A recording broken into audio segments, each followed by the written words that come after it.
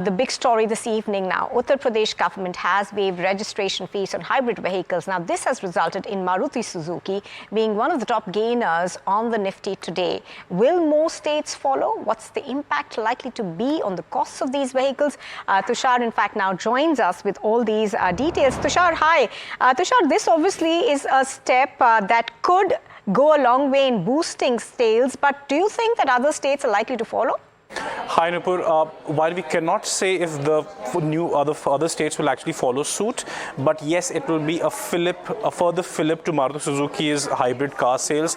Remember, Maruti Suzuki already is the largest SUV maker in the country in terms of market share, in terms of units sold, but this again will come as a fillip, and we can see that even Tata Motors is aware of that scenario. So very quickly, the waiving of the registration fee will actually positively affect Maruti Suzuki, Toyota as well as Honda. Maruti Suzuki retails 2 hybrid cars, strong hybrid cars, Toyota as well as 2 and Honda 1 car. All of these cars, if we look at the numbers, if we are getting from our dealers contacts in Noida, they say that the revision of the prices will be up to about 3 to 3.5 lakh on each of these vehicles. So a Grand Vitara, which costs about 21-23 lakhs, will be cheaper by about 2 lakhs to 2.5 lakhs. The Honda City Hybrid, a sedan, again which is priced about 24 to 25 lakhs, will also be cheaper by about 2 lakhs or so. Not related, but Tata Motors has also revised lower its pricing. In fact, actually, it's reduced its prices by up to 1.5 lakh rupees on its SUVs. The starting price of the Harrier and the Safari is reduced about 15 lakh.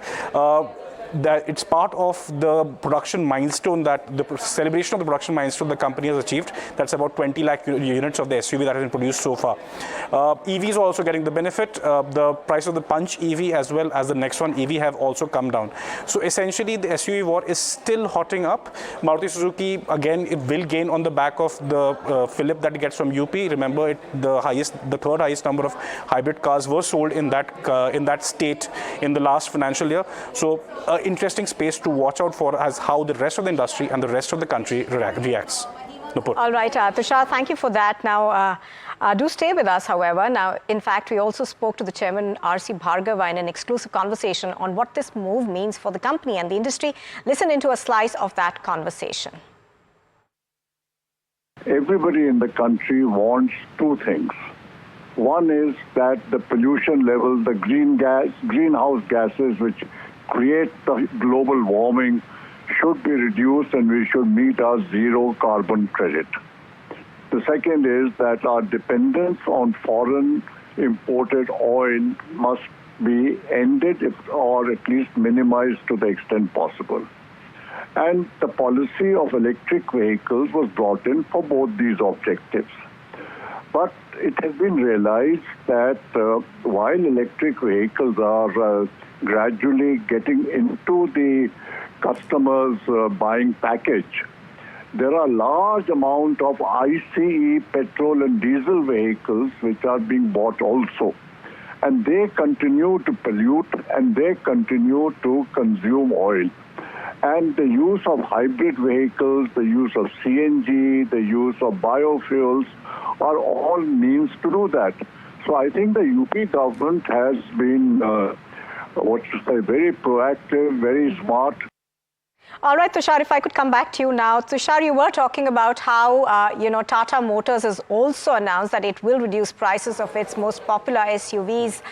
Take us through what their decision is and what essentially will this mean for the company?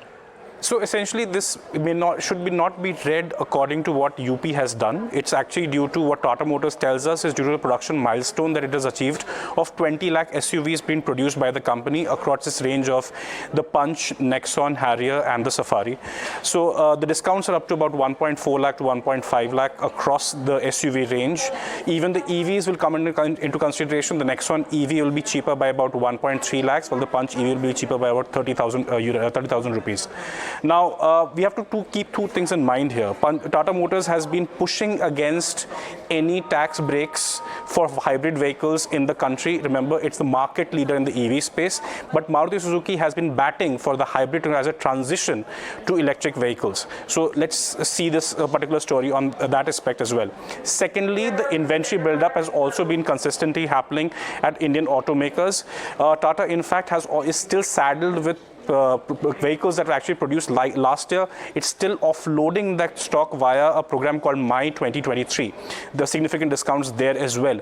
So essentially, while Tata Motors may not say that it's reacting to what is the developments in the space, but yes, there's some impact of inventory as well as the changing dynamics in the hybrid electric scenario.